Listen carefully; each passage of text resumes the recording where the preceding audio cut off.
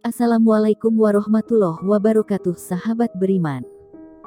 Ini adalah kisah batu yang membawa lari baju Nabi Musa alaihi salam.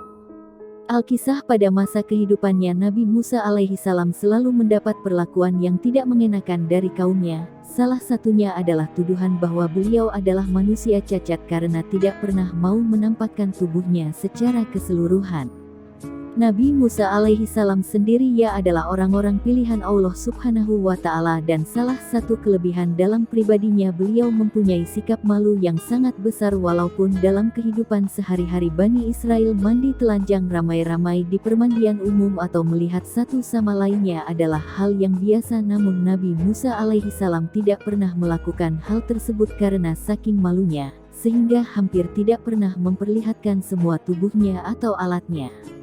Beliau lebih sering mandi sendirian yang mengakibatkan Bani Israel membuat tuduhan-tuduhan jahat supaya ajaran yang dibawa oleh Musa alaihi salam tidak diikuti orang, sebab orang-orang dari kalangan Bani Israel tidak akan mungkin mau mengikuti ajaran orang yang mempunyai cacat, tidak mau menampakkan tubuhnya, padahal hal tersebut adalah hal yang umum dan biasa sebagaimana dijelaskan oleh Imam Bukhari dalam kitabnya Sahih Bukhari, Kitab Ahadisul Anbiya dan Kitabul Ghusli, bahwasanya Nabi Musa alaihi salam adalah sosok laki-laki pemalu dan menutup diri, kulitnya bahkan tidak pernah terlihat sedikit pun karena rasa malu yang dipunyainya. Tetapi orang-orang dari kalangan Bani Israel terdapat orang-orang yang selalu menyakitinya hingga suatu ketika Nabi Musa alaihi salam mandi sendirian dan meletakkan semua pakaiannya di atas batu, tapi kemudian batu itu berlari membawa bajunya.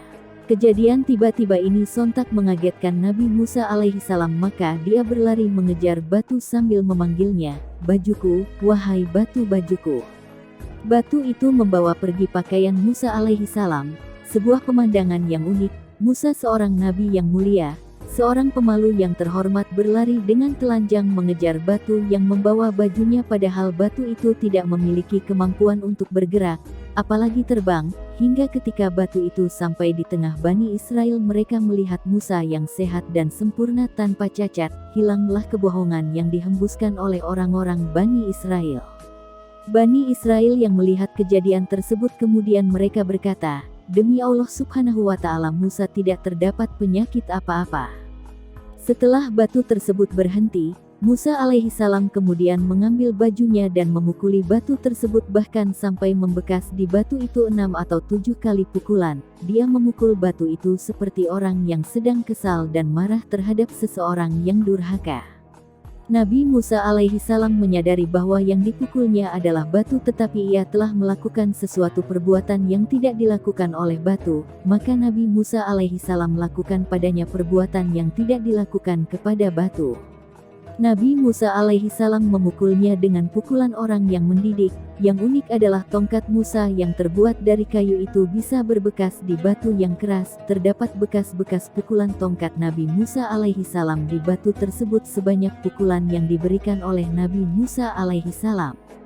Biasanya tongkat kalau dengan batu karena batu lebih keras dari kayu, dan yang sering terjadi adalah tongkat akan patah jika kita memukulnya ke batu. Akan tetapi tongkat Nabi Musa alaihi salam bukan sembarang tongkat, ia diberi banyak kelebihan dan salah satunya yaitu bisa meninggalkan bekas di batu sebanyak 6 atau 7 bekas pukulan.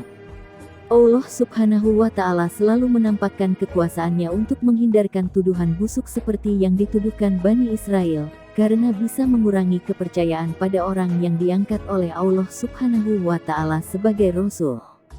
Seorang Rasul di mata manusia haruslah tampil sebagai contoh sempurna sehingga Allah subhanahu wa ta'ala berkehendak untuk membebaskannya dari segala tuduhan yang dialamatkan kepadanya. Para nabi dan rasul saja tidak lepas dari ujian berupa gangguan orang-orang bodoh, terlebih orang-orang solih biasa, sehingga dibutuhkan kesabaran untuk menghadapinya. Allah membebaskan Musa dari tuduhan orang-orang bodoh dengan cara yang menyakiti Musa, namun cara ini mujarab, prasangka dan tuduhan syubhat pun lenyap, dan Allah pemilik hikmah yang mendalam dan keputusan yang tidak mungkin tertolak. Para nabi adalah orang-orang yang sempurna ciptaan dan akhlaknya. Karena Allah subhanahu wa ta'ala memilih orang-orang terbaik dan terpilih untuk memikul risalahnya dan menunaikan amanahnya.